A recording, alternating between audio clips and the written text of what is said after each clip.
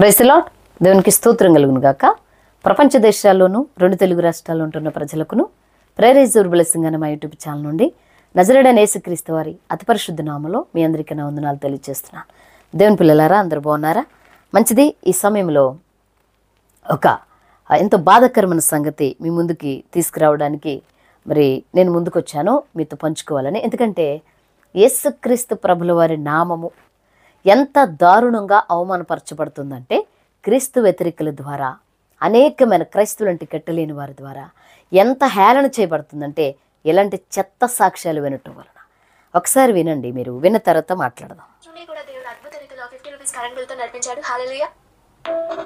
Current bill వచ్చిందండి. ఒక రోజు 300 కరెంట్ బిల్ వచ్చింది. కానీ ఆ 300 పే చేయడానికి మా దగ్గర నిజంగా లేదు.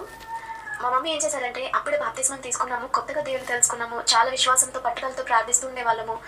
నిజంగా దేవుడు మా మమ్మీ ప్రేయర్ ఆయిల్తో దానికి ప్రేయర్ చేసేసి ఇలా ప్రేయర్ ఆయిల్తో సింబల్ వేసిందండి, సిల్వర్ సింబల్. అంతే. ఆ రోజు కరెంట్ బిల్ వచ్చింది మీ దగ్గరే. ఈమెకి వాళ్ళ దేన స్థితిలో ఉన్నారు. అయితే కరెంటు బిల్లు వస్తే 300 అయినా 1000 అయినా 500 అయినా ఏం చేస్తామండి? మన దగ్గర డబ్బులు లేకపోతే ప్రభుని సహాయం అడిగి, ప్రభా మా పరిస్థితి నీకు తెలుసు కాబట్టి ఏదో ద్వారా సహాయం చేయి, అప్పైనా కనీసం పుట్టేటట్టు సహాయం చేయని ఏదో ప్రార్థన చేసుకుని మన ఫ్రెండ్స్నో లేకపోతే మన బంధువుల్లో అడిగి తీసుకుంటాం. అవునా కదండి? మనం చేసే పని అది. ఎవరైనా నిజ క్రైస్తవులు చేసే పని అది. అయితే వీళ్ళ మమ్మీ కరెంటు బిల్లు వచ్చిందని వీళ్ళ దగ్గర కట్టడానికి లేకపోతే అప్పుడే కొత్తగా బాప్తీసం తీసుకున్నారట. అప్పుడే కొత్తగా బాప్తీసం తీసుకుని ఉపవాస ప్రార్థనలో కొనసాగుతున్నారంట వీళ్ళు. వీళ్ళ మమ్మీ గారు ఏం చేశారంట? ఆయిల్ తీసుకుని దేనికి సిలువేశారనుకున్నారు? ఒకసారి వినండి, విచిత్రంగా ఉంటాయి. 10 years అయింది మా ఇంట్లోకి వచ్చి. ఎన్నడూ కూడా ఒక్క రూపాయి కూడా ఎక్కువ రాలేదు. ఆ రోజు నుండి 50 రూపీసే. అందరూ కూడా చుట్టుపక్కల వాళ్ళు గొడవ చేస్తూ ఉంటారు ఆ డిపార్ట్మెంట్కి వెళ్ళి, కరెంట్ డిపార్ట్మెంట్కి. అసలు వాళ్ళు ఎంతగానో కరెంట్ వాడతారు, అయినా కూడా వాళ్ళకి 50 రూపీసే వస్తుందేంటి? అసలు అది మినిమం ఛార్జ్ కదా. అది వాడినా వాడకపోయినా, అసలు ఇంట్లో ఎవరున్నా లేకపోయినా 50 రూపీసే వస్తుంది కదా. వాళ్ళు వాడినా కూడా వాళ్ళకి ఎందుకు 50 రూపీసే వస్తుంది అని చెప్పినప్పుడు వాళ్ళందరూ వచ్చి చెక్ చేశారు. ఏమో తెలియదు, వీళ్ళ మీటర్ ఎక్కువ తిరగడం లేదు అని వాళ్ళు చెప్పి వెళ్ళిపోయేవారు. అది దేవాది దేవుడు చేసిన కార్యం అని వాళ్ళకి తెలియదు కదా. సో అలా 10 years నుండి చూసారా? అదంట దేవాది దేవుడు చేసిన కార్యం అంట. ఏంటది? కరెంటు బిల్ అంట 300 రూపాయలు వస్తే వీళ్ళు ఉపవాసం ఉండి అప్పుడే బాప్తీసం తీసుకున్నారు కాబట్టి చెప్పారు, విన్నారు కదండి. ప్రార్థన చేస్తేనంట వాళ్ళ అమ్మగారు ఆయిల్ తీసుకెళ్ళి దేనికి వేసిందంట? సిలువ కరెంటు మీటర్కి వేసిందంట. అప్పటి నుంచి 50 రూపాయలే వస్తుందంట. ఎంత కరెంటు వాడినా కూడా. అక్కడ వాళ్ళందరూ గొడవ చేస్తున్నారు. అమ్మ తల్లి, అసలు నీకు వాక్యం తెలుసా? వాక్యం తెలిసే మాట్లాడుతున్నావా? పరిచర్యకు వచ్చావా? ఎక్కడిది ఈ సోది సాక్ష్యం? ఎక్కడదమ్మా నీకు ఇది? ఈ సోది మాటలు ఎక్కడయ్యమ్మా నీకు? ఇలా మాట్లాడుతున్నాను బాధపడొద్దు. తోటి జత పనిలో వాడబడుతున్నా మరి దైవజనురాలు నువ్వు తెలియదు, లేకపోతే విశ్వాసమో తెలియదు, కానీ ఎక్కడదమ్మా ఇది నీకు? అపవాది ఆత్మ ప్రేరేపణతో అనేకమైన పిచ్చి జనాలను మోసం చేయటం కోసం ఈ దారి తప్ప నీకు ఏ దారి దొరకలేదా? బుర్ర ఉందా నీకు? అసలు మాట్లాడుతున్నావు నువ్వు అసలు? ఇదేనా మీ మమ్మీ సిలువేస్తే? అసలు నూనె బైబిల్ గ్రంథంలో నూనె గురించి ఏం చెప్పబడింది? అపొస్తలుల కార్యగ్రంథంలో లేకపోతే పత్రికల్లో అపొస్తలుడైన పౌలు గారు శిష్యులు వాళ్ళందరూ కూడా అప్పుడున్న సంఘస్థులందరూ ఏం చేశారు? ఒంట్లో బాగోపోతే, ఎవరికైనా ఆరోగ్యం బాగోపోతే ఆ కొబ్బరి నూనె తీసుకువెళ్ళి వాళ్ళకి రాసి, పెద్దలైన వారు వాళ్ళకి రాసి ప్రార్థన చేయాలి. దేని కొరకు? స్వస్థత కోసం. అంతేనా? అదే కదా లేఖనాల్లో ఉంది. దేవుని పిల్లలారా, వాక్యం తెలిసిన వారు ఆలోచించాలి. అదే కదా ఉంది. ఏమేం చేసింది? కరెంటు మీటర్కి వేసిందంటే సిలువ. అయ్యా, మాకు అసలు ఎంత దారుణంగా అయినా బతుకుతాం మేము, ఎంత అన్యాయంగా అయినా ప్రభుత్వం సొమ్ము తింటాము. మరి కరెంట్ ఎక్కడదండి? ప్రభుత్వాలు సప్లై చేస్తే కదా వస్తుంది. మాకు మాత్రము అస్సలు నువ్వు కరెంటు బిల్లును రానివ్వకు. గవర్నమెంట్ విలువలను కాపాడుకునేటట్టు మేము ఉండం. ప్రభుత్వం విధించిన కట్టడికి మేము లోబడం. నువ్వేం చేస్తావు ప్రభా? నువ్వు 50 రూపాయలు ఇవ్వు, మేము విచ్చలవిడిగా కరెంటు వాడతాం, కానీ 50 రూపాయలు ఇవ్వు. అందరికీ ఎక్కువ వచ్చాయి. అంతేగాని దాని అర్థం ఏంటి? మరి ఆ పిల్ల ఏమంది? అందరూ గొడవ చేసేవారంట. వాళ్ళు ఎంతో కరెంటు వాడతారు, మేము పాపం తక్కువ వాడతాము, మాకేమో ఎక్కువ వచ్చేస్తుంది బిల్లు, వాళ్ళకి రావట్లేదని గొడవ చేశారంట.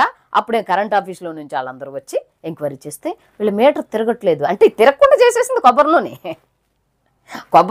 ఇప్పుడు చెప్పే సాక్ష్యం ఏంటండి? కొబ్బరి నూనె తిరగకుండా చేసేసింది. అంతేనా? యేసయ్య మీటర్ ఆపేస్తున్నాడు. వీళ్ళు కరెంటు వాడుకున్నంతసేపు యేసుక్రీస్తు ప్రభువు వరకు పనేమి లేదు. ఇంకా వీళ్ళు మీటర్ దగ్గరికి వచ్చి ఆ రీడింగ్ ఆపటమే. మీకు అర్థమవుతుందండి ఇప్పుడు చెప్పే సాక్ష్యం? యేసుక్రీస్తు ప్రభుల వారికి ఇంకా అసలు పనే లేదు. వీళ్ళు కొత్తగా బాప్తిజం తీసుకుని వీళ్ళ ప్రార్థనకి యేసుక్రీస్తు ఏం చేశాడంటే ఆ కరెంట్ మీటర్ దగ్గరికి వచ్చి ఆ రీడింగ్ ఆపేసేసి కూర్చున్నాడు అలా పక్కనే. నా బిడ్డలారా మీరు వాడుకోండమ్మా, ఎంతైనా వాడుకోండి, అందరూ వేలు కడతారు, లక్షలు కడతారు కరెంటు బిల్లు, మీరు మాత్రం 50 రూపాయలే కట్టండి. చెప్తే కొంచెం సిగ్గుండాలి, సాక్ష్యం చెప్తే కొంచెం ఉండాలి బుర్ర. ఏం మాట్లాడుతున్నావు అసలు నువ్వు? నీ ఎదురుగుంట కూర్చున్న వాళ్ళకి అసలు బుర్రలేదా ఏంటి? కొంపదీసి ఇట్లా మాట్లాడుతున్నావు అసలు నువ్వు? వాక్యం తెలుసా నీకు? వాక్యాన్ని అడ్డం పెట్టుకోవడం బ్రతకడానికి వచ్చావా నువ్వు? చెట్టు పేరు చెప్పి కాయలు అమ్ముకొని బతకడానికి వచ్చావా? అంటే ఎవరు గద్దించరనా? ఎవరేమనరనా? నిజమైన దైవసేవకులు ఎలా ఊరుకుంటారనుకున్నా ఇలాంటి సోది సాక్ష్యం చెప్తున్నావు నువ్వు పిల్ల. మళ్ళీ ఇవిడి చాలా ఉన్నాయండి. ఉపవాసం ఉండి కన్నీరు కార్చి నశించిపోతున్న ఆత్మల కోసం ప్రార్థన చేస్తాం మనం. ఎలకల కోసం చేసిందంట ప్రార్థన, ఎలకల కోసం. అవి అంటే ఎలకల వల్ల సమస్య ఏమా?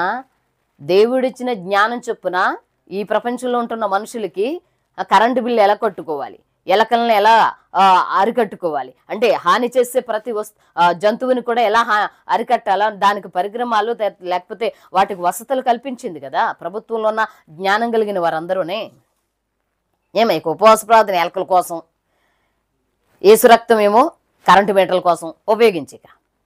ఒకసారి ప్రార్థన చేసిందంటండి ఈవిడ. ఆ వీడియో నా దగ్గర లేదు, నేను విన్నాను, నాకు ఒకరు పంపారు. ఈవిడ ప్రార్థన చేసుకుంటుంటే ఈవిడి పక్కింట్లో టీవీ గోల్ చేసేస్తుందంట, సౌండ్ చేసేస్తుంటే వాళ్ళ ఇంట్లో టీవీ గురించి ప్రార్థన చేస్తుందంట. ప్రభా ఆ ఇంట్లో టీవీ ఎలాంటి ప్రార్థన చేస్తా? సోది ప్రార్థన, నువ్వు సోది మొకుందని ఎట్లనా ప్రార్థన చేసేది నువ్వు? నీ సోది నువ్వుని. అసలు బుద్ధి ఉందా? ఇలాంటి మాటలు మాట్లాడుతున్నావు? ఇంకెవరు వస్తారు చూడు ప్రభు దగ్గరికి? ప్రభు నామాన్ని అవమానపరిచి ప్రభు నామాన్ని హేళన చేయకపోతే నీలాంటి దాని మాటలు వింటే ఇంకేంటి? అసలు ఎవరైనా వస్తారా రక్షణలోనికి? ప్రభు నమ్ముకుంటారా? ఎంత అవమానకరం, ఎంత హేళనకరం. బతకడానికి వచ్చేసో ఊపుకుంటా బైబిల్ పెట్టుకొని టీవీ పగిలిపోవాలంటావు, ఎలకలు చచ్చిపోయినాయి అంటావు, కరెంటు మీటర్కి సిలివేసేసాను అంటావు. ఇదే మరి ప్రపంచంలో వివిధ కట్టడలు, వివిధ తర్వాత ఈ యొక్క ప్రభుత్వం పెట్టిన రూల్స్ అవన్నీ ఫాలో అవ్వకూడదని చెప్పారా క్రీస్తు నీకు? నీ కరెంటు మీటర్ దగ్గర కూర్చుని యేసయ్య ఆపుతున్నాడు రీడింగ్. కొంచెం మాట్లాడితే కొంచెం ఉండాలి. దేవుని పిల్లలారా, ఇలాంటి మోసపు మాటలు నమ్మకండి. దేవుడు మనకు సహాయం చేస్తాడు, చేయకుండా ఉండడు. మనం ప్రార్థన చేస్తాం. లూకాసు సువార్త 6వ అధ్యాయము మరి ఆ వచనాల ప్రకారంగా మీకు ఏది కావాలో మీ పరలోకపు తండ్రికి తెలుసు.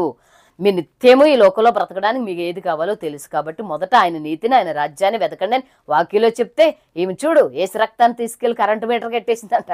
సిలువలో మరణించి తిరిగి లేచి ఆయన రక్తం కార్చింది సర్వ పాప మానవాళి రక్షణ కొరక, నీ కరెంటు మీటర్ కోసమా? సర్వ పాప మానవాళి రక్షణ కొరక నీ కరెంటు మీటర్ కోసమా? ఏం మాట్లాడుతున్నావు? మా వాక్యం విలువ తెలియక, దైవ నిర్ణయం తెలియక అబ్బబ్బబ్బబ్బా ఈ వినలేకపోతున్నాం. కొంచెం మార్చుకో, పద్ధతి మార్చుకుని వాక్యం చదువుకో, బైబిల్ చూడు ఒకసారి. లేకపోతే మనకు తెలియకపోతే సహోదరి కొన్ని విషయాలు మనకంటే మించిన పెద్దవాళ్ళు ఉంటారు, వాళ్ళని అడిగి తెలుసుకుని పరిచర్య ఎలా కొనసాగాలి, అసలు దేవుని ప్రణాళిక ఏంటో తెలుసుకోవాలి. ఇష్టం వచ్చినట్టు మైకుంది కదా నోట్లో అని వాగేస్తున్నావు. ఆ చేతిలో మైకుందని, నోట్లో మాట ఉందని తెలుసుకో ఒకసారి. క్రీస్తు ఎందుకు రక్తం కార్చాడు, అసలు ఆ కొబ్బరి నూనె దేనికి ఉపయోగించమని మరి దైవ సేవకులు చెప్పారు, లేకపోతే బైబిల్లో వ్రాయబడిందో అది ముందు ఎరుగు, ముందు గుర్తెరిగి బతుకు. అర్థమవుతుందా? ఎలా పడితే అలా జీవిస్తే ఈ రోజుతో పోదు, రేపొద్దున్న దేవుని తీర్పు నీ మీదకి వస్తుంది. దేవుని బలిపెట్టే ముందు నువ్వు నిలబడినప్పుడు లెక్క చెప్పాలి. నీకు దేవుడు నీకు అప్పచెప్పిన బాధ్యతని ఏ విధంగా వినియోగించుకుంటున్నావు అనేది లెక్క చెప్పాలి. ఫాలోవర్స్ ఉన్నారు కదా, నిన్ను ఓహో ఆహాను పొగుడుతున్నారు కదా అని ఏది పడితే అది మాట్లాడుకు. మొన్నటి వరకు ఆవిడకి ఇప్పటికీ ట్రోల్ అవుతూనే ఉంది. ఆవిడ గురించి కూడా నేను మాట్లాడానండి. దేవుని పిల్లలారు, దయచేసి మీరందరూ అలాంటి మాటలు నమ్మొద్దు. ఏది వాక్యమో, ఇప్పుడు నేను చెప్పినా ఇంకొక దైవసేవకులు చెప్పినా వాక్యానుసారంగా ఉన్నాయా లేదా అనేది మీరు గమనించాలని దేవుని పేరిట తెలియజేస్తున్నాను. Praise the lord.